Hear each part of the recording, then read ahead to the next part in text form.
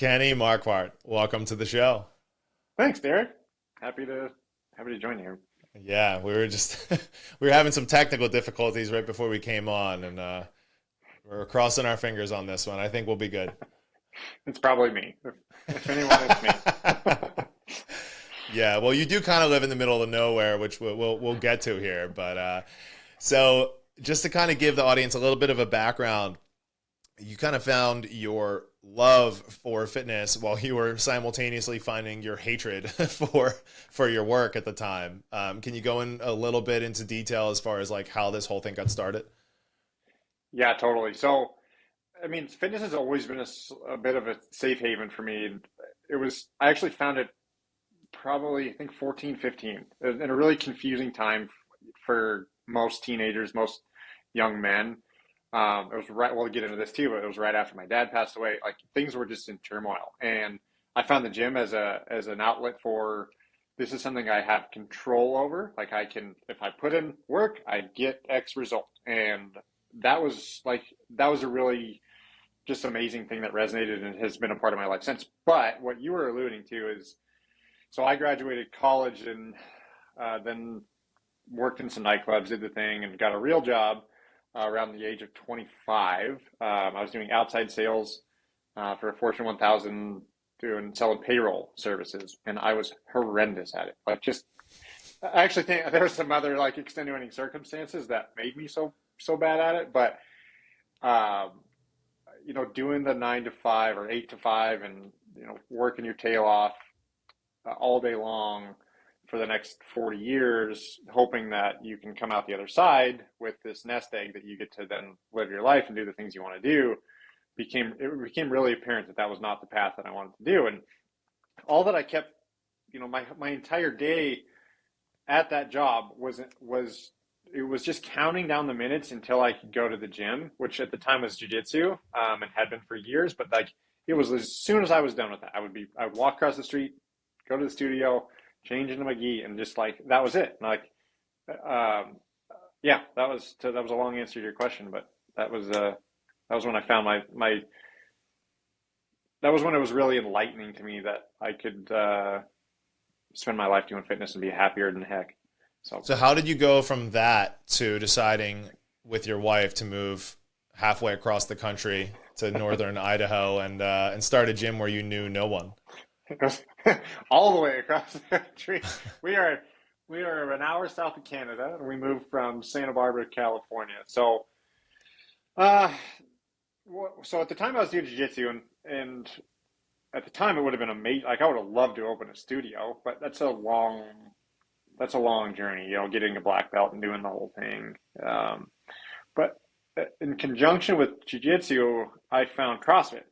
And how I found CrossFit was, like I said, I'd always been in the gym, but traditionally trained like a bodybuilder, back and bis, chest and tris, legs once every 6 months or whatever. And then, and it was making me worse. My performance level would go down the more I'd spend in the gym. And then I found this thing, I found CrossFit. And training um, compound movements in a well-rounded way made me better. And then that started to evolve into, I actually got more into CrossFit than I did jiu-jitsu. And then that started to evolve into where I started showing other people this new thing that I had found. And that's when it started to click, like, wait a minute, like people do this. Like I can coach fitness, and I can conveniently, there's not a massive barrier to entry here. Like we can start a gym doing this. Um, and so through some conversations and through that, actually my outside sales job, I started talking to gym owners. Like I started kind of cheating on my real job with my mistress of my hopeful new job, and started talking to them and figuring out what their life looked like, and recognized that nutrition was a big part of that whole picture, for which my wife was always fascinated with. She's always been into food, cooking, learning about nutrition.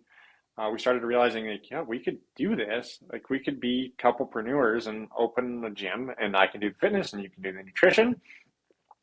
And so we started to put this plan together, while at the same time we realized that Southern California wasn't really it's not that we didn't love it. We actually really liked our friend group, and there's a lot of neat things about the area. But I was born and raised there.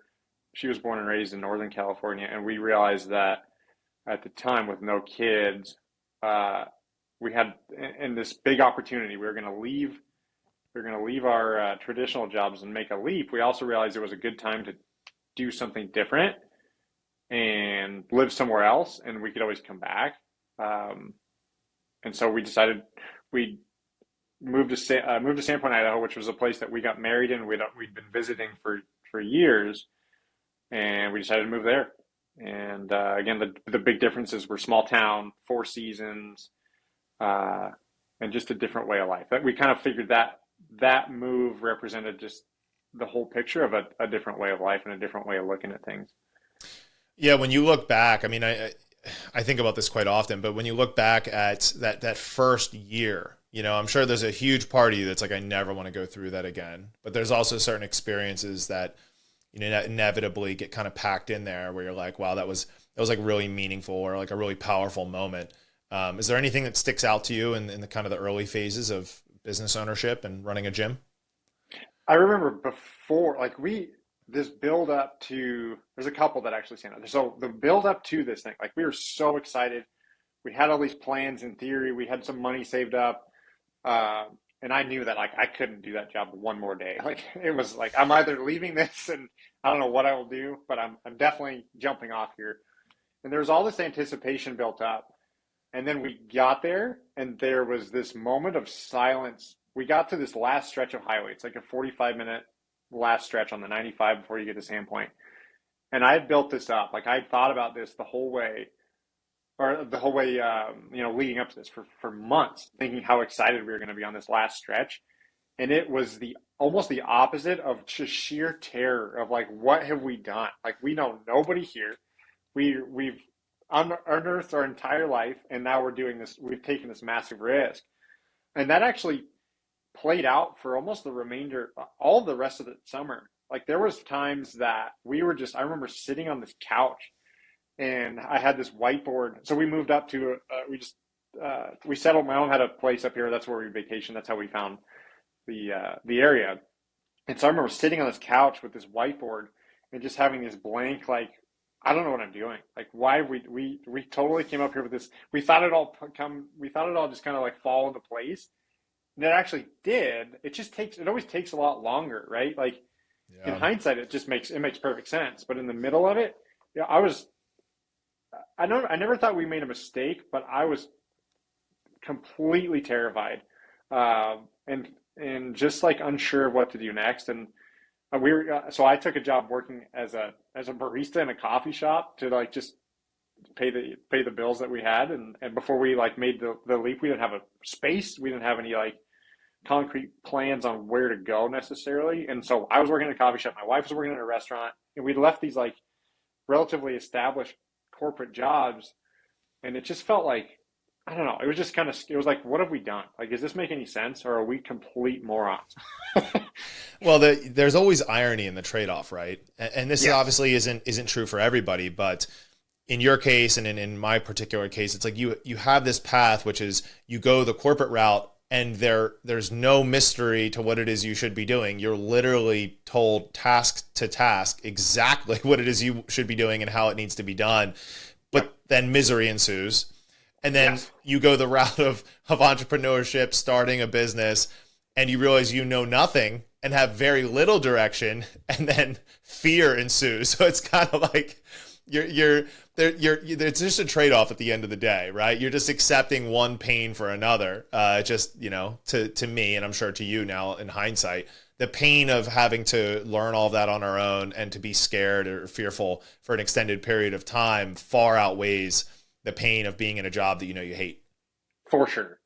And I think that's one of the big humps that people have to get over in entrepreneurship is that first one, because it's all of a sudden, again, it gets super exciting and you think you've got this big thing in mind, but the trail getting there is often pretty rocky. And again, there's no trail. Like a lot of times there's no damn trail. You just see the far off mountain, and you want to climb it, and you have all this energy to climb it, but you don't know how to get there. Well, especially when we opened. What year did you open? 2012. Right. So we were 11. It was basically the same time. And like Wild back West, then, oh, it was the yeah. Wild West. Wild Forums, West.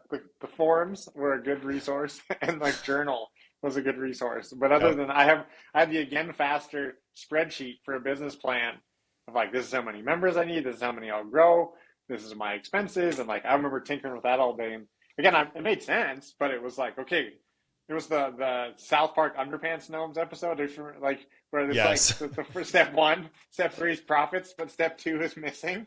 Like that was right there. Like that was our life.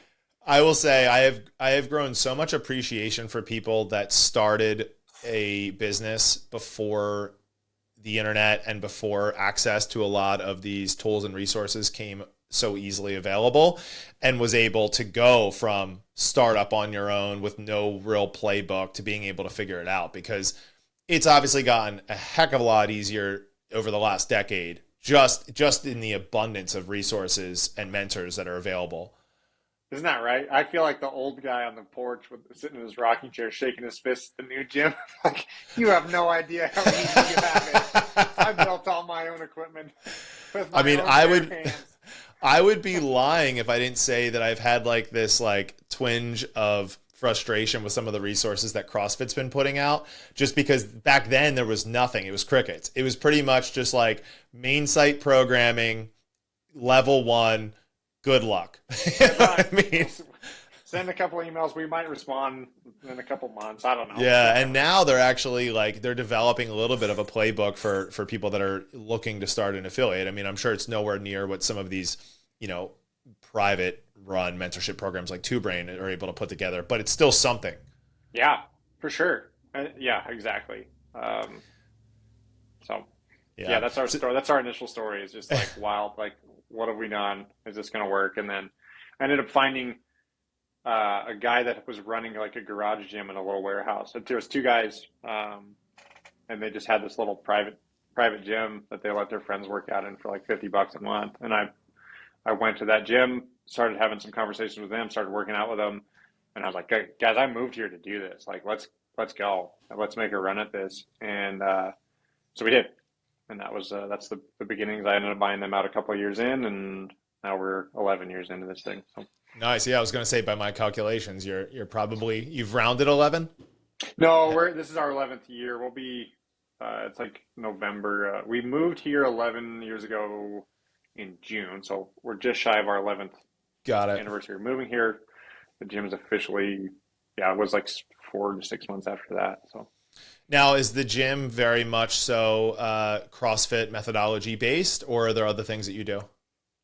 Yeah. So, I mean, I always hesitate that term's so loaded, but we're a level method gym, which more or less quantified the idea of a well-rounded athlete that I think CrossFit started.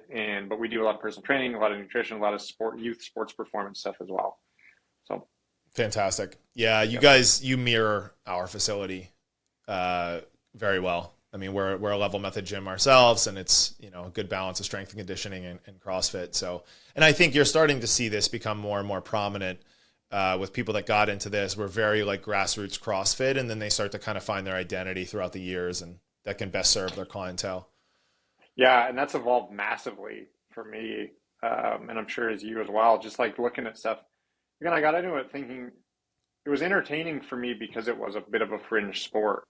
So like Jiu Jitsu was very much a fringe sport, very much a fringe sport of like somewhat of an extreme, and that was like the sport of fitness really appealed to me. The well-rounded thing made sense in my head, but I don't think that I would have like. Again, that helped me with the jiu-jitsu stuff, but I don't know how appealing that would have been in terms of, hey, let's make you awesome for the next 70 years and make you well-rounded so you can live long and function really well. It was more like, hey, how can I kick all sorts of ass next week? And yeah, I would agree. I mean, and I think age plays a big role in that. When you get into this in your earlier mid-20s, I think that the draw for a lot of people, especially those that have an athletic background, is this there's just a plethora of things to get better at. Mm-hmm. So it becomes addicting from so many angles. You're like, oh my gosh, my gymnastics. Oh my gosh, weightlifting. Oh my gosh, powerlifting. And it's just like this combination effect where you're like, holy crap, like there's just so much for me to do in here. So if I feel like I had a greater pull to the gym after being introduced to CrossFit than ever before in my life. And I loved the gym. Totally. Same. You're 100% right. And it was like, especially as a beginning athlete, again, who squatted once in a while, like the PRs came so fast and furious. It was like, this is amazing. Like next week, it was super exciting and fun to do all these things that I hadn't really done before, and to progress quickly in those things was really, really appealing to me as well. Yeah, I will say, even CrossFit has evolved quite a bit since that time, but I'm very thankful for where it was in its infancy when we, got started. I think back to your kind of perspective of being like the grandpa that's like, you have no idea what I went through. I think I find myself sometimes talking to people in that way when people talk about or just getting started with CrossFit now. I'm like, oh, I wish you could have seen where this was, a decade ago, and like how this whole thing transpired. Because it's just been a really cool journey to be a part of. Yeah, it is. I mean, it's been fun. It's an interesting thing to think about. Like, so I work with 40 gyms and as a mentor, and a lot of them have been around for as long as we have, and it's interesting to consider how many of those are super successful or relatively successful because of what they kind of endured to get there. It wasn't like, it was almost that you had to dig pretty hard to get to a level of success to keep you here. And I'm not sure what, like, it's kind of a chicken egg argument, but if you can be resourceful and make this work with very limited resources, like you'll probably do really well because you're just motivated to do so, and you're going to find a solution. Yeah, well, and I think there were multiple waves that people had to ride. So in the very early years, from like 12 through 15, like CrossFit was just the hockey stick on the graph. It was taking off. So I think just by being a CrossFit gym and having some sense of how to run a business, and more importantly, just being an enthusiastic and a knowledge coach, you put yourself in a position to get new members and to keep people around. Right. It was very community camaraderie driven in the early years. And it was very rah. Like everything, like even the people that were there had no business in ever competing in the open, loved the CrossFit games. You know what I mean? Like it was just because the CrossFit was growing itself. Those two things were so still heavily intertwined. Whereas like now they've started to separate a little bit more. I feel like back then it was like all in one. Yeah, for sure. It was very new and exciting. Like there was we had so many referral people. We had zero marketing. We did zero marketing at all. I remember looking a couple of years in and looking at my profit and loss, and I think I literally spent less than $2,000 in 4 or 5 years on a marketing, whatever I categorize as marketing, because it was so exciting and new, and people were so enthused to bring their friends into this thing that nobody had ever seen or done before. Yeah, and then I feel like the second wave that came was when other companies, and we knew this had to have happened, or it was going to happen, right? It was imminent. Was you had the Orange Theory, the F45s, and some of these other group models, seeing what CrossFit was doing in that space, seeing the emergence of a group model being able to be successful and attracting so many different types of clients, go, hey, we can come in here and cut out our share of the pie. And while it was frustrating at the time, because obviously, starting a CrossFit gym required far less upfront cash investment than some of these other franchises, it was frustrating in that they were able to do these major big time marketing marketing productions. They were able to launch multiple facilities in like really, really hot spots in neighborhoods and in cities. And then alongside of that, they had pristine facilities, right? Yep. Incredibly clean, brand new equipment, like towels for everybody, beautiful bathrooms. And it was like, damn it. Like, why can't I have my hole in the wall CrossFit gym and just do what I want to do, But I think what it did do ultimately, and you can, speak to this, is like, I think it forced CrossFit gyms to professionalize and commercialize themselves, and really just raise the bar. Yeah, I think so. And an interesting aspect of that is, I was actually just looking at this, I think earlier in the week, of the different stock prices of all those companies, like F45, Peloton, Orange Theory, There's a couple others, but in any case, like they had this big. Everybody was talking about the bubble, like the CrossFit bubble. Like I had a lot of members who were older than I was, or who were more. They're like, hey man, like you better ride this while you can, and then the next new shiny thing is going to come along, and you guys are going to be out on your ass because whatever. And that kind of concerned me. Obviously, it concerned me because we did have a pretty solid amount of momentum for the first years, and we've actually continued that over the last 11. But initially, you're like, oh man, I should be waiting for this other shoe to drop, and it hasn't. And I don't I don't know what that's attributed to, other than the fact that I think that there's this level of motivation to coach. Obviously, we talk about like the individual nature of what we do, despite the fact that it's in a group, and focusing on that in the individual, regardless of how you package it, is the big separator. But again, that those new things that haven't been so focused on that have more or less popped, and yet we still stand stronger than ever. So yeah. Well, I think it's, you ever heard the saying like big ships turn slow? So I think that a lot of times what happens is that there's such this delineation of information and of delegation that has to take place before they're able to pivot based on trends in the market and based on the behavior of their members. Whereas for gyms like yours and mine, like we're able to make adjustments in rather short order. And in this way, we can continue to kind of like catch new waves as they come along. Because I think another piece to this was that there started to grow, there was an appreciation growing for even smaller group or more private based training that wasn't what the old personal training model looked like, but was much more prescriptive and much more high value in terms of what it was able to provide for the client. So now you're starting to see these CrossFit gyms have multiple offerings for people that have more complex problems that they might want to solve and may not want to work through those in a group setting. Totally. I think that's 100% true. All of what you just said actually resonated really strongly, where I think that we're looking at our gyms, we've evolved. We've had, I don't know, probably 3 or 4 different like eras of what we've done and like our methodology and how that's changed. And that's not really feasible in that big packaged thing that's coming, has a figurehead dictating what can or can't be done or should be done.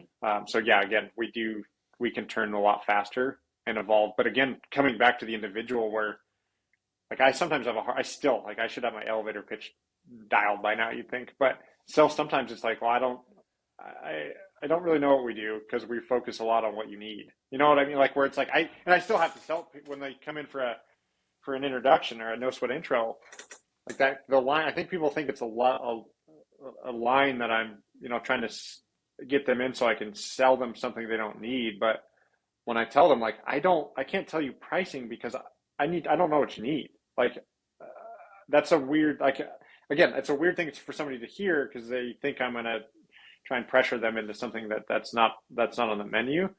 But realistically, like, that is what we're doing, is we're very much tailored towards what somebody needs, as an individual, whether they end up in group or they end up in personal training. Like, I don't know.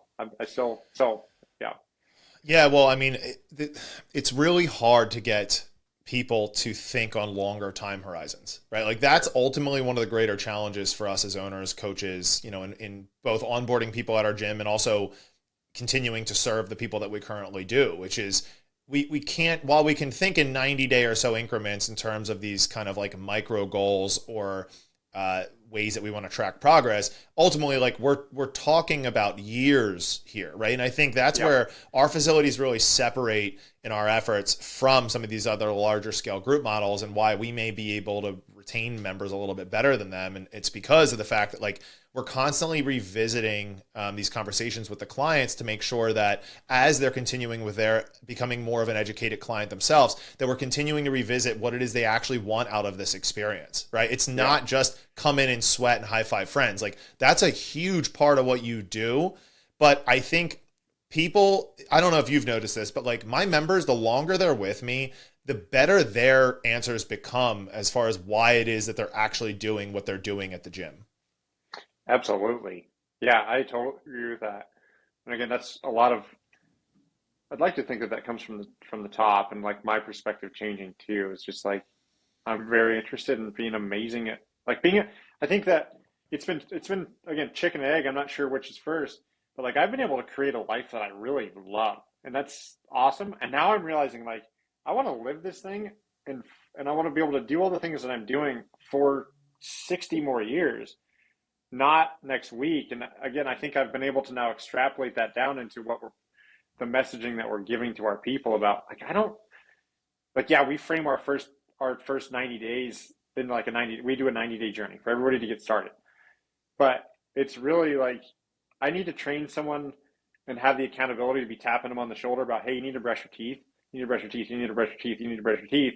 And then 90 days later, they're automatically like they know brushing their teeth is like what they should be doing. It's just like part of their day. And that's how fitness is like we provide that accountability for them in the beginning, but the real time horizon is like 50 years from now. Like I don't that's awesome. Like that's the entirety of what we're trying to achieve is them to be able to make this a normal part of their life that they are trying to become, the best version of themselves for the next half century.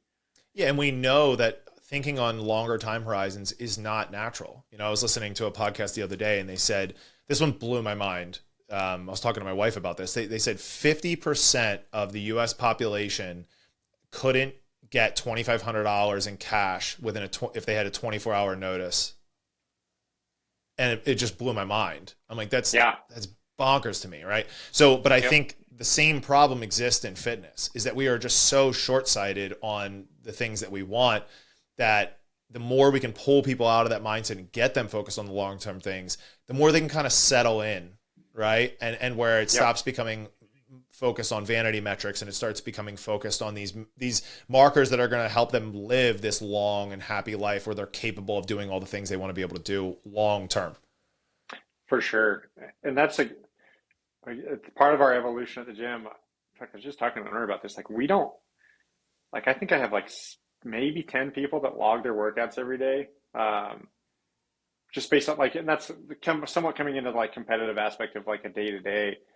But the point I was trying to make is like, I really don't care what people do in the gym every day as long as they're there. If somebody comes 3 to 5 times a week, if by their definition, half-assed every day, like that's okay, like great, but it's part of their day, it's part of their life.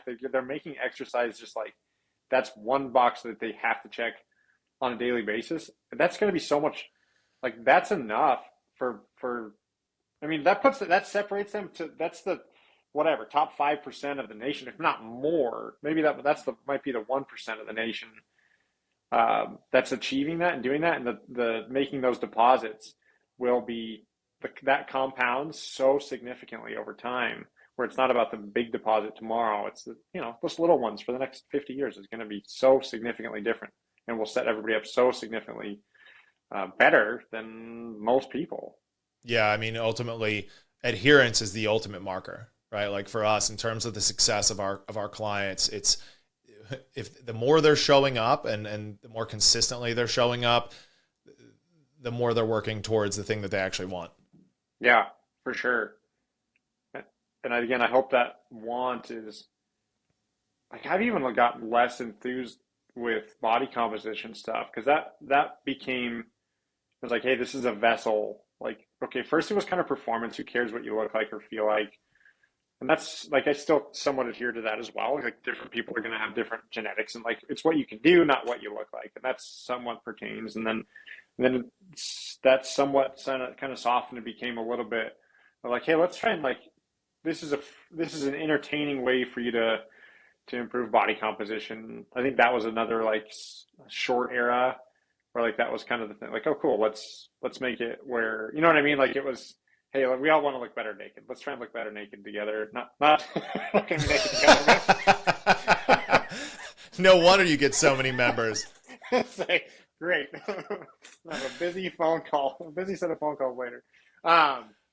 But it's more about just making that a habit thing. Like, yeah, people should eat well. They should watch what they eat for sure. Like, I think that, but again, that doesn't have to be super complicated. And how you and I started chatting about Outlive is like, it's not like there's so much dogma to this, but if you just focus on eating protein and vegetables, like you're probably doing pretty well.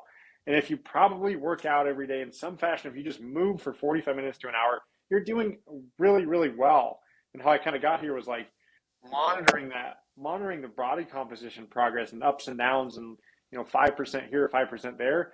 It's really become a lot less interesting to me than just managing somebody's daily habits and saying, hey, look, again, if you're making your plate mostly protein, mostly vegetables, and you're working out in some capacity, if you're moving every day and you're sleeping 7 to 8 hours a day and you're hydrating and you've got a good like way to track your mindset, like doing a journaling, like that's it. If you can check those boxes every day, like I don't know how much I care about what else happens.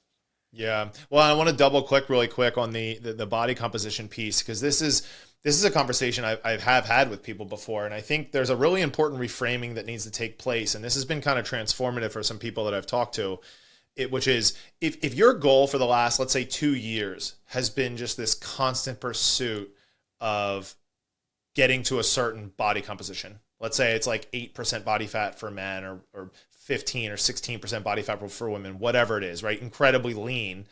And you're not achieving it. It's like, I always ask people, are you sure this is actually what you want? Because if this much time has transpired, right? And we have the tools and resources, and this person would agree, I have the tools and resources to be able to do these things. If you're not achieving it, maybe it's not worth, the trade-offs aren't worth it for you. And it's better that you take the time to really think that through and accept that than it is for you to continue to just like pound the hammer, right? and better yet, play the blame game with yourself and just like guilt yourself into every single time you want to have an outing with friends. It's like, or just maybe you like to have a couple beers with friends. You like to enjoy some cake at parties. You like to travel and be adventurous with tasting new foods. You like to put some extra butter on the food at home. Like maybe you like some extra carbs. It's like, and that's fine. You know what I mean? Like you're not in a profile where this is going to severely affect your long-term health. You're just getting yourself really worked up over this nuance of a few degrees of body fat difference. And it's like, maybe just accepting that this is not right for you is the way to go. I've had a lot of not weird conversations, but people have kind of looked back at me like, wait a minute, what are you talking about? But where we've reframed the whole thing to say like, this doesn't matter to you? And that's not a judgment. That's really okay. I think you need to be more okay with that this is okay than you need to be with like that you're beating yourself up about that you can't hit this goal. Because you're just kind of like push-pulling against yourself. Like, let's do some like, I'm not a therapist, but to do some therapy on this to say, hey, look, like just come to terms with this and like be accepting of who you are and what that is, and say that's great. Like we don't need to do nutrition anymore. Like this is you're done. Like you got the thing. Let's not chase this unattainable rabbit anymore. But the look on their faces sometimes, they're like, wait a minute, like you're supposed to help me lose all this body fat. Like, no. I want you to be happy and live a long time. That's it. Like, Have you ever seen the Precision Nutrition cost of getting lean infographic? Yes. Definitely. Oh, it's great. I will generally, when I feel like there's this disconnect from what people say they want and what they actually want, I will pull that out, because it just like, it lays it out in front of them and says, okay, this is where you are and this is where you want to get to.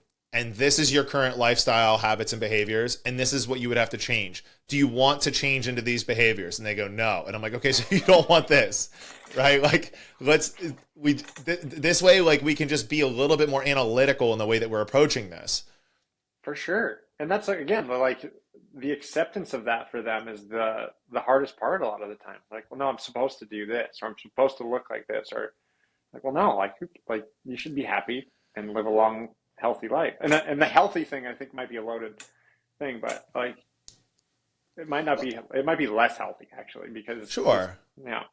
So. Well, and then you're going to have the instances too where someone else might be more genetically gifted than them in that particular department.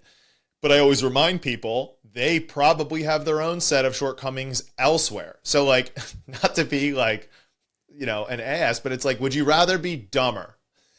like, you know what I mean? Like, would you be okay with being more stupid if you had better genes for your looks? And people would be like, wait, what? And it's like, listen, like there is this whole array of privilege when it comes to genetic profiles. Like some people are just lucky in some departments and unlucky in others, Yep. And it's like, I don't want to have to dissect everyone's lives to play this comparative game here, but like, there's a lot of things that people that have, good genetics in terms of their lean muscle tissue and very little fat mass have in the way of like unluck. So it's like, look, it's all trade-offs. And the reality is like you can get pretty freaking fit while still maintaining a happy lifestyle outside of it. For sure. I don't know if I want to know the answer to that actually from a lot of people. I feel like the trade-off would be I'd rather be hot and dumb than smart and have a little bit extra fat. Maybe I'm cynical in my advancing age, but Listen, I know I've talked to people for sure that would totally accept the loss of a few brain cells if it meant fat cells went with them. for sure. Oh, that's a funny concept.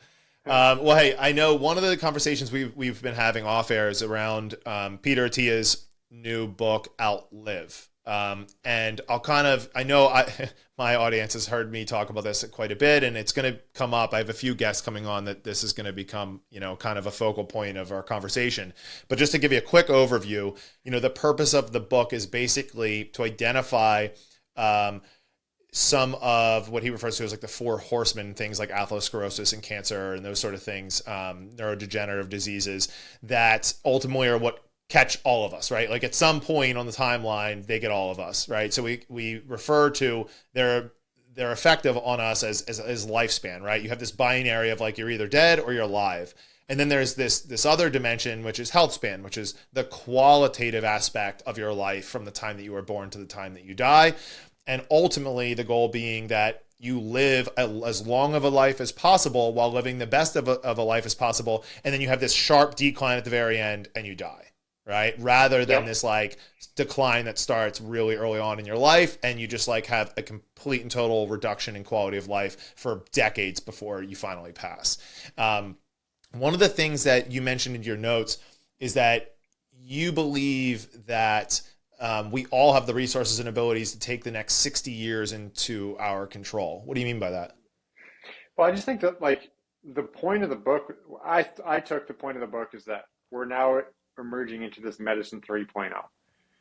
And the medicine 3.0 being, so medicine 2.0 is kind of very much reactive. Medicine 3.0 is very much proactive. And I think that some of the things I talked about a second ago with just those basic set of habits, like that is medicine 3.0 is it with including some more active modes of prevention, as far as like blood work and working with a physician and in those aspects of like, okay, we can do screening, we can do some screening above and beyond these habits, but if you do those 5 or 6 things on a daily basis, like that's accessible to everybody. And it's a very minimal investment, but will compound massively over time. That should translate. And the point is made, like I have so many highlights in the book where it's like it should be. This is a reason people should exercise. This is a reason people should exercise. This is a reason people should like. It's so compelling and so unarguable that by just doing those little things, you will set yourself up for a massive amount of success for the next 50 or 60 years. That I think that's it. That was the whole point I took from the book. Yeah, I'm very much in agreement with you on that. One of the things that I've been struggling with recently, just in thinking about how to break this down, is, I had Jordan Syed on the podcast and a few others where the concept of there just being people that genuinely hate exercise has come to topic, right? Yeah. And I struggle with this because of the fact that everything we read from some of the smartest people on the planet points that if you're trying to move the needle on basically anything in your life, exercise is at the very top. Yep. Like you can alter everything from like your mental health to your physical health, to the mental health of the people that you live with. Like basically every component to your life can be the most influenced by your ability to force yourself to go to the gym on a regular basis. And I think where I struggle with this is in the case that there are people that genuinely hate exercise, my question is why?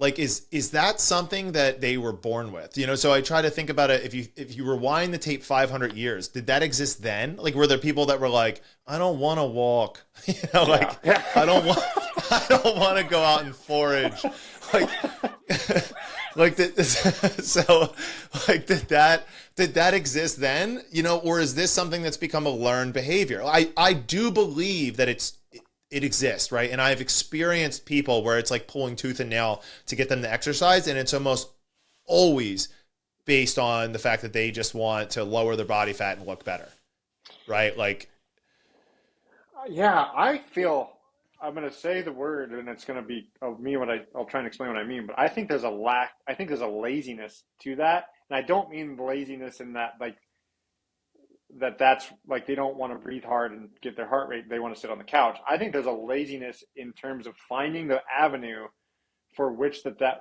makes sense to them and resonates with them. Like there's like it's saying like because I don't like whatever Italian food that I don't like eating. Like I think there's so much opportunity now to do things disguised as fun that turn out as exercise that I have a very hard time finding. I can't really like I just can't believe that somebody can't find something that they can disguise as exercise that is disguised as exercise or sorry disguised as fun that is actually exercise for them. You know whether it's bird watching or Zumba or you know it doesn't have to be what you know CrossFit or doing. is bird watching a physical activity? I would think. I mean, to go walk and go whatever catalog bird, you know end up doing a mile. You end up walking a mile while you what? I don't know. I'm not a bird enthusiast. Maybe I should have used something closer to home.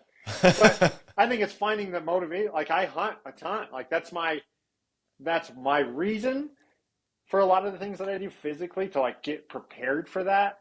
But that can be a vessel for someone to get exertion and to get into shape. But like, I'm going to go walk out in the woods. I'm going to do 3 miles in the woods, you know, trying to find my quarry. And that's exercise. Like that's some of the best exercise that I get. And the same can go. Like there's so many different ways to find ways to move your body. Again, I think people are often think that I'm trying to like sell them on my gym or like I send out emails all the time about like, I don't care if you join my gym. Like I really don't. Like I'd be thrilled if you did because I know you're going to get taken care of. But I also understand that it's very much might not be your cup of tea, but I would love for you to find something. And if you want me to like help you explore all those options and like just have some conversations about it, like I'd be more than happy to do it. And I think people think I'm gonna again, it kind of comes back. I think people think I'm gonna try and sell them at my gym, but at the end of the day, don't care. Like we're going to serve our people and do well. But like, if you need a rollerblade, great. If you want to do whatever, underwater hockey, great. Like, and again, I know all the examples I'm giving are maybe not going to resonate with the person that is just like affixed to the couch, but I guarantee like go find Pokemon or whatever. Like my kid was jacked about that. Like we go around the neighborhood, find a Pokemon on his phone and we'd log miles at a time. Yeah. I mean, I think my question here is it a preset from the time they're born, or is it a preset that was caused by environmental and home life factors to a certain point where once they reached a certain age, it just became a part of who they were? So for instance, like if I would ask the question, like if this person were part of, let's say, a schooling system that prioritized gym class, that prioritized adventure and outdoor time, would they still have become the same person that believes that they hate every form of physical activity? And I have a hard time believing the answer would be yes. Yeah, I think you're right. I think it's got to be like a financial comparison would be, you know, the person that they've just always had that story. Like they've grew up in a certain way in debt, you know, whatever that is. Like I think, sorry, I kind of took what you were saying and started thinking about something else, but yeah, the same, like the kind of like the nurture side of things. But then on top of that, the fact that has compounded negatively, that they now are facing this monumental mountain of like, dude, I'm never going to get out from under this debt. Like, why not? Like, you know, why not just keep living the way I'm living? Because that's just not who I am. Sure. Well, and you know, not for nothing, like there's obviously more tension to create a habit when you're just starting something. So for instance, if you today were like, hey Derek, like I just signed you up for cello lessons, like it's going to cost me a lot to have to like think about the fact that I got to go play this freaking thing. I got to drive there. I need to get a lesson. I know it's going to be uncomfortable, right? I'm going to be like, I'm 34. Like, why the hell am I learning this now? So I imagine if you were to flip that and do that with somebody that is just getting started with exercise, like people like yourself or me, like walking 10,000 steps and eating relatively healthy and like working out 5-6 days a week, I barely even have to think about it anymore. It's just part of who I am, right? And I think that it's just so far removed from somebody, like you said, they have this, that the weight that's kind of on top of them of this compounding effect of just like years, if not decades, of not contributing to that, to where the tension is just increasing and increasing and increasing of what they would have to go through in order to normalize that habit. Yeah, for sure. I think that's been valuable for me as a coach to try and expose myself to situations like that I have not been able to understand through exercise. You know, like Jiu Jitsu is a good example of that. Like walking and starting that is a rough start. You get your butt kicked for a year straight pretty much. So that was a good experience to understand what that feels like for somebody who's new into fitness. But you know, learning a new language, I've been trying to learn Spanish for like 5 years and I'm terrible at it. And every single lesson, I'm nervous and I don't want to do it and I think about canceling it. And so again, to the point, this isn't super relevant necessarily to the topic, other than to say, like, as a coach, I think that's important to put yourself in those shoes of the person that all the way to the gym, they're trying to figure out how they can, whatever, get in an accident so they don't have to work out or whatever it is. So. Yeah, I mean, it's getting comfortable in new environments, but I think it's important to separate feeling unfamiliar, right, rather than incompetent or incapable, right? Mm-hmm. So, for instance, when someone shows up to your gym for their first couple sessions, it's like reminding them, like, you know, A, apathy is going to be part of this. B, you're probably going to feel very unfamiliar, and where that imposter syndrome kicks in from time to time, but you're not incapable, right? Like this can be boiled down to something that is well within your capacity. Yeah, for sure. Yeah, and I think that's I think that the imposter syndrome thing is an important aspect of that, even if it's, I'm not sure how to do a better job of that. That's a really good point though. But like to point out the fact that like everybody started, like there are so many people in my gym that have that incredible story of overcoming, you know, their mountain of fitness debt, and now they're in a good spot. And I don't know how to explain that to somebody who's like, hey, I know that person over there, like they started here, they didn't know the language we're doing, you know, it's a. Well, and maybe it's not your story to tell, you know, like sure. Perhaps it is, we have to rely on the people that have kind of gone from that place of fitness debt to a place where they now not only have an appreciation for going to the gym on a regular basis, but more importantly, what their body's capable of. And, you know, that's actually a point I wanted to make here is I think it's that much more important that once someone gets over their fitness debt and starts to develop some sort of a habit inside of the gym, that they do the same thing outside of it. Because ultimately, when we talk about words like functionality, right, oftentimes it gets talked about in the context of being inside of your facility, but where it really matters is in the outside, right? And it's your ability to learn things quicker, and the reluctance, you know, to learn things kind of starts to evaporate when you start to trust your body to learn to do things, right, on a certain time horizon.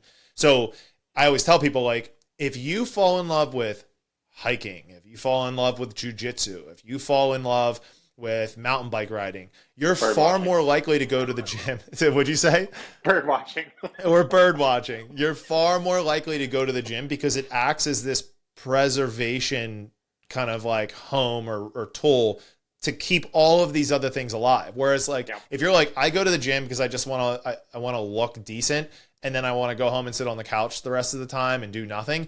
It's like, well, when you're 50 and the gym gets harder, it's going to be easier to write off. But if your lifestyle requires that you go to the gym in order to preserve it, you're more likely to stick with it.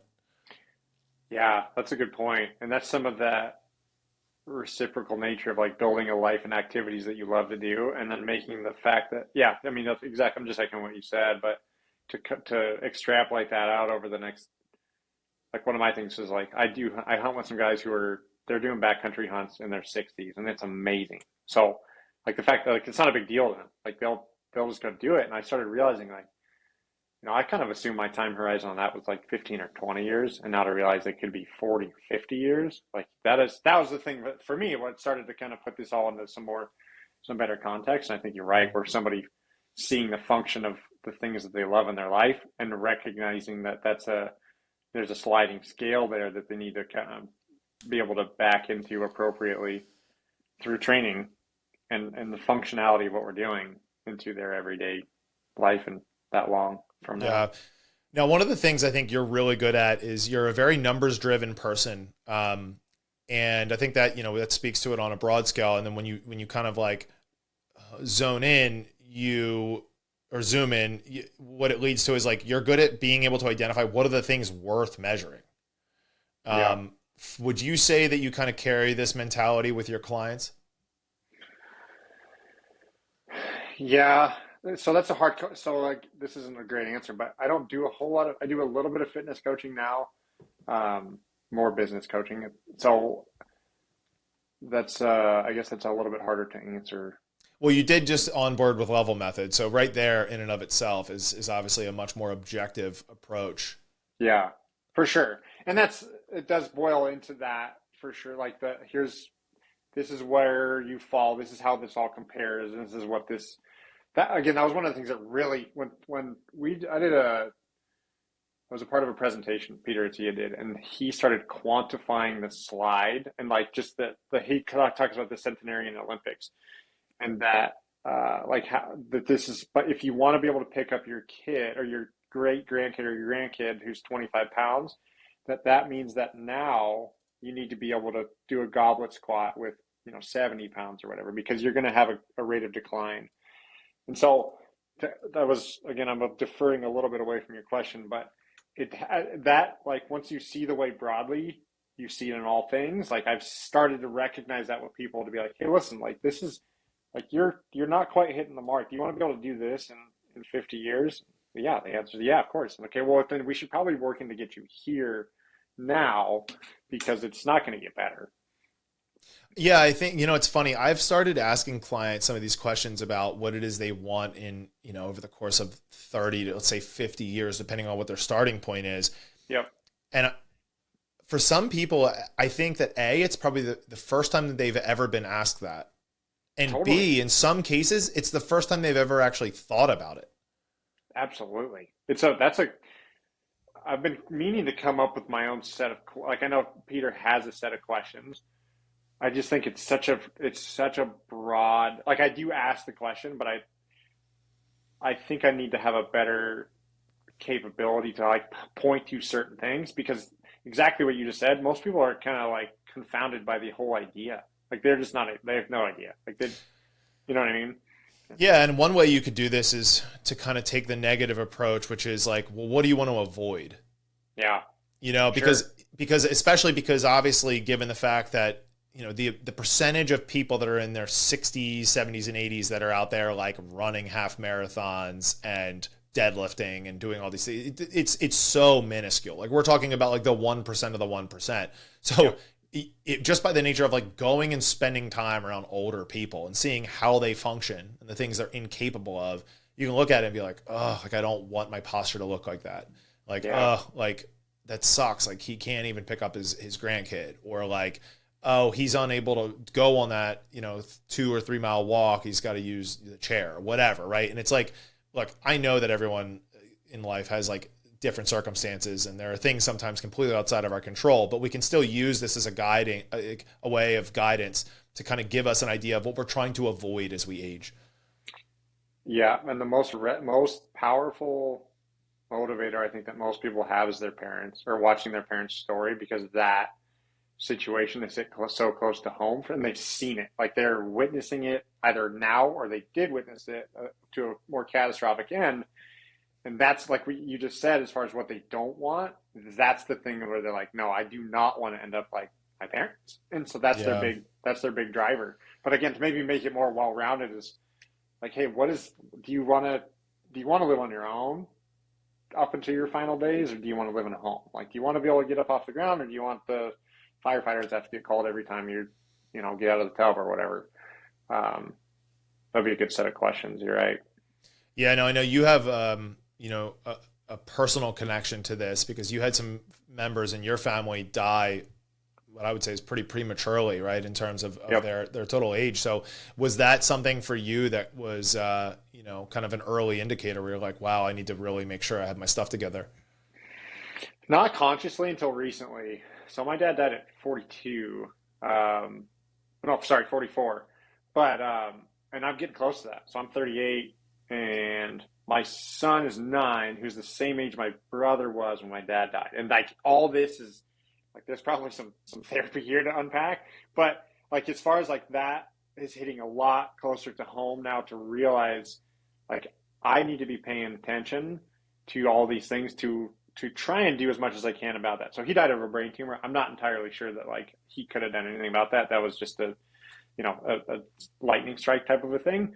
But at the same time, for sure, like realizing now having spent most of my life without him to see what that would be like for my son. And again, everything's like, it's hard to like want to change your story if you're happy with how it ended or how it's going. But man, I would love for part of my story and my son's story to be able to spend as much time with him as I possibly can. And so, yeah, so then him, and then I didn't even know my grandparents on my mom's side who both died of heart attacks, in their 50s. And so again, that's like a lot of what he talks about in the book and something I didn't really, like, I think you learn from your parents, you learn from your experiences, but whether that's like as specific as I think he makes the point in the book of like, hey, this is like, you get dealt your card of genetics, and you can't do a whole lot about that other than like you can, but you got to be paying close attention. That has in the last year since I really started paying attention to what he's been saying resonated with me a lot to be like, wait a minute, cardiovascular disease is rampant in that side of my family. Like I better be paying attention. Like I'm super healthy, but so I went and did blood work, and one of his big numbers is ApoB, and mine's actually quite elevated. I've got great blood pressure, great heart health, massive, like super low resting heart rate, quite physically capable. But my ApoB number is like one of those things he talks about, like the thing lurking in the dark or in the shadows that you might not know about. It's so interesting. Yeah. So in any case, I think again I ran with your question, but Yeah, no, this is a good rabbit hole to go down. So I had a similar experience. I went through, I don't know what you use, but I did Inside Tracker. Yep. And then years ago, my wife got me 23andMe. So I had all of the like genetic biomarker stuff from them. And then I did, the additional blood work through Inside Tracker, and Yep. same thing, like very low resting heart rate, good blood pressure. Most of my markers are on point. And it was like ApoB, LDL. And I'm Yep. like, Yeah, same. it's crazy, as like as a very fit individual and someone that I would believe am, within 5% of the population in terms of my inputs. I was like, okay, well, it's good that I know this, and I know that there's therapies and things that I have options is the point, but to Peter's point in the book, one of the things I think that really struck home for me was, and he talks about how there are these teenagers that get into car accidents, and when they open them up, they find that their process of like atherosclerosis, right, and all in this plaque buildup that was eventually going to potentially lead to their demise 40 or 50 years down the road has already started. Like this is not. I think sometimes we think about this as like, oh, I'm 40, and they say, hey, it's getting a little bit elevated, but you can, just make these lifestyle interventions, and you do, and it comes down a little bit. Okay, I'm good. And then, you're in your 50s, and then it starts like rapidly getting worse. And it's like, no. It's been building up this whole time. And I think this is where we can start to differentiate medicine 2.0 from 3.0. In 2.0, they use these 10-year risk windows. And it's like, well, doc, like I want to talk about when I'm 90, not 10 years. Obviously in 10 years, my risk window is really, really low for these things. But like, let's talk about what it would be if so it was funny. I just had a primary care appointment the other day, and I asked him, I was like, so if my numbers were like this, but I was 30 years older, what would you do? He's like, well, I would be talking about intervention. And I'm like, all right, well, there we go. Like, yeah, for sure. Right.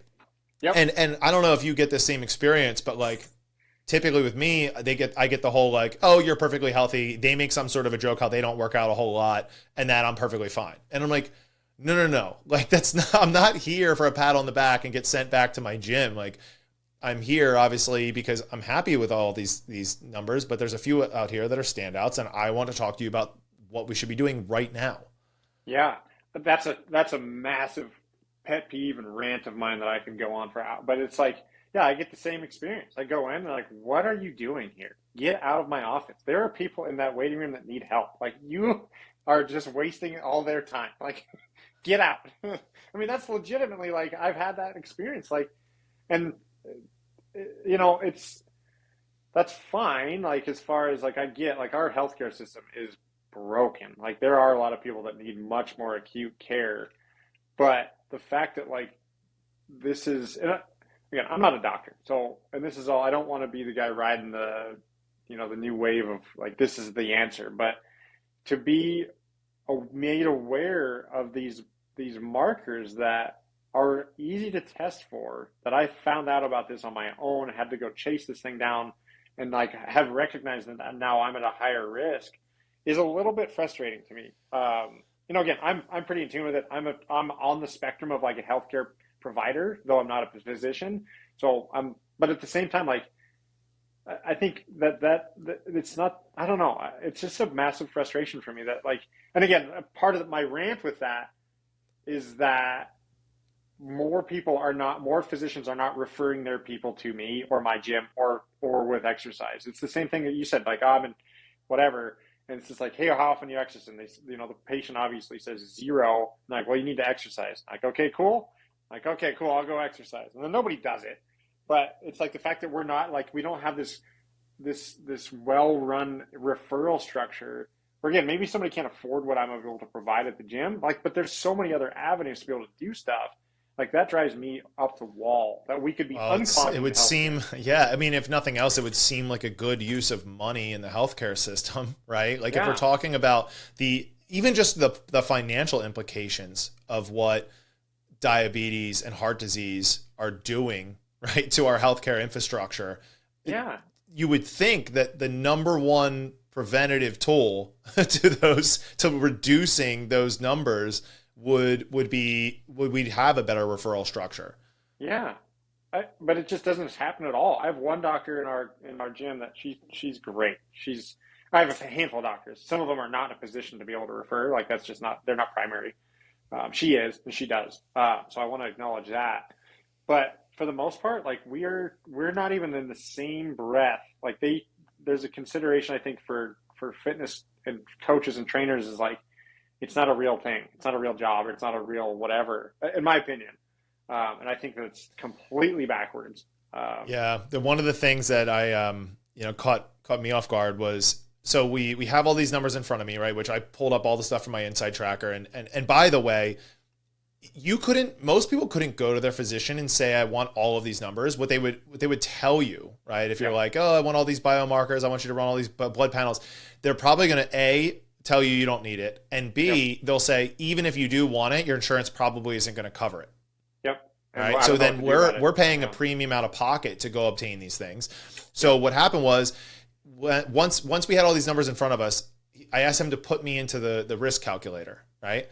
And he goes, oh, well, I can't even do that. It doesn't even start until you're 40, right? So he's like, basically, we have to lie about your age in order to submit. So you have to understand that there's going to be like some nuance to this because it's not your real age, right? So we lied. We said I was 40, 41, whatever. And I thought to myself, okay, so think about it in this light. Like if I'm like top 5% of the population in terms of like my health and fitness at my age, right? Imagine how many people that are being underserved that are like 18 through 39 that are overweight, obese, already far along in this atherosclerosis, timeline, right? Pre-diabetic. And you're like, oh, we can't put you into a calculator yet. You're not old enough. And listen, I understand that the interventions would come on the doctor would be inclined to start intervention sooner. But it's just interesting. It's like even the calculators that they're at their disposal aren't meant to serve people beyond a certain age. It was just, it was really goofy and backwards for me. Yeah, for sure. I mean, we've got this massive clog that we're just compounding and compounding that, again, like you said, like there's all these people that are entering their, 20s or teens and 20s and 30s that are going to be like, they're well on the way to continuing to clog this thing up. And we're not getting any better at unclogging the thing as it is. So like, I think there's the optimistic side of me says like, there's more and more people listening to podcasts and reading these kinds of books. But I also, part of me wonders if that's just who I run, like that's just my circle. And so like we're having talks about the book Outlive, and we're talking about our ApoB numbers and getting blood work done and doing all these things. And like, we might just be part of a privileged few, or maybe not privileged, but like aware few. But the optimistic side of me says like, this has to trickle down and it will eventually become more standard. The cynical side of me says like, man, we got a big set of problems on the horizon that we're not paying attention to. Yeah. I mean, my question is, well, how do I, if the needle's going to move incredibly slow in the traditional healthcare setting, it's like, well, how do I start to implement some of these things at my gym? And I know you and I have talked about this a little bit in terms of some of these more high value offerings where we do include things like Inside Tracker, once or twice a year with someone's package. And it's like, now we can start to make more informative decisions around supplementation, around lifestyle interventions based on not just some of the objective measurements we're able to gain by the way of movement screenings and, fitness assessment, but also your blood work, right? And like, this can go a long way because now these people are not only getting information, but they're showing up to their doctor's appointments educated, right? Yeah. It's not like, this is the difference here between that medicine 2.0 and 3.0 is in part the patient is the one that is becoming educated on and can advocate for their own health. For sure. And in conjunction with that, and this is an admission of my own shortcoming is like, I should be doing more to back channel my way into a physician. Like if freaking farmer reps can be in there all day, every day selling their drugs, like I should be able to be in there selling what I'm doing, or at least introducing myself. I just had the door slammed, like not literally, but figuratively, and emails ignored for so long. But I just need to keep like, if this is the big passion that it is for me, that has resonated with me for, since I came up with since I found Peter Attia, like this has been like one of the business, and this has been the driving thing of like, while I was reading that book, like I was just like so excited thinking about all the ways that we could be implementing this. Like I should probably be better about pounding the pavement and trying to make introductions and talk about what I'm doing or how we can help people together. I have an itch feeling that I think Peter Attia is going to create an affiliate program eventually. So I don't know if you noticed, but he basically put out an offer recently for individuals to go through his entire series of protocol. Oh, really? Yeah. I didn't hear that. No. Came across in an email. It was like VO2 max testing, the lactic threshold testing, the zone 2 testing, all the blood work, all the biomarkers, all the genetic factors. And then basically like the prescription of like what it is you should be doing for you as an individual. And I would imagine that he seems like a business-minded individual, that this will start to become more of an affiliate or partnership over time. So we'll see. Yeah. Yeah. And that makes sense. I mean, we have physicians here in town that do a cash, or I can't remember the name of it. But they have 40 patients that pay them. The concierge. Yeah, exactly. Yep. I mean, that seems like, again, one of those things that maybe I need to, if the wheel hasn't been created yet, we should be creating them. And I've always, like, there's been years and years, I've had different doctors be like, oh, we should have a clinic that, like, you're doing exercise, I'm doing this. They haven't quite lined up, but, like, that shouldn't be all that hard to do, where there is somebody who's managing blood work and testing and I'm doing the fitness, and they're, that whole thing is under one roof, where we're making these people live forever doing the things they want to be doing. Yeah, we actually, I interviewed someone on the podcast way back. I think he was like maybe the 5th or 6th guest, somewhere in that lineup. And he runs a concierge medicine practice in my town. And it's so funny because I shared my frustration with my wife because we have like very good, comparatively, health insurance. And I'm like, I kind of want to go to him, even though I pay Yeah. out of pocket, right? Even though like we have, free visits through our healthcare system. It's just like, I'm tired of feeling like I'm in a puppy mill. Totally. Right. They're getting, it's like, what's the point? What are you doing here? Yeah. And that's a good question. And that's something I've been trying to like, I get frustrated too with the same thing where people are, as far as paying out of pocket, like all the costs of like Inside Tracker, whatever it was, a couple $100. Somebody balked at that. I was having a conversation with them like, wow, you paid whatever, $300 to get your blood work done? Yeah, absolutely. Like how much have I spent on random nonsense throughout the year to not, to not live a longer time? And the same argument goes, like people spend, if the rough idea is what, 10% of your income or 20% of your income for retirement, like those are whatever, call that what it is. Say you make $100,000 a year and you're putting away $10,000 or $20,000 to live, to postpone and live, what your life for the last 10 or 20 when don't have to work anymore. But people balk all the time at spending $200 or $500 or $600 a month to be able to make it there and live that time. So I think I could be guilty as well. I'm not as much, but I think what you were saying about paying out of pocket for your medical stuff to be able to like thrive forever probably makes a lot of sense. It makes more sense than putting money towards a nest egg, in my opinion. Oh, for sure. Yeah. I mean, there's so many. There's so many directions I would love to go with this, but we have just crossed over an hour 10. Yeah. So next thing you know, we'd be on here for 2 hours. Well, hey, Kenny, I really appreciate you coming on. I knew that we were going to get into some deep and fun topics. Tell the audience a little bit more about where they can learn about you. So I am Coach Kenny Markwardt on Instagram, same with Facebook, Kenny Markwardt. Or sorry, what did I just say? Coach Kenny Markwardt on Instagram, Facebook, Kenny Markwardt, sandpointstrength.com or CoachKennyM.com, where I do some longevity coaching now, which is awesome. People have been listening to what I've been saying on my Facebook and Instagram, and they've been approaching me about coaching them in this kind of stuff. And I do some business coaching as well. So I love it. Well, hey, Kenny, thanks so much for hopping on. Yeah, thanks, Derek. Talk soon, mate.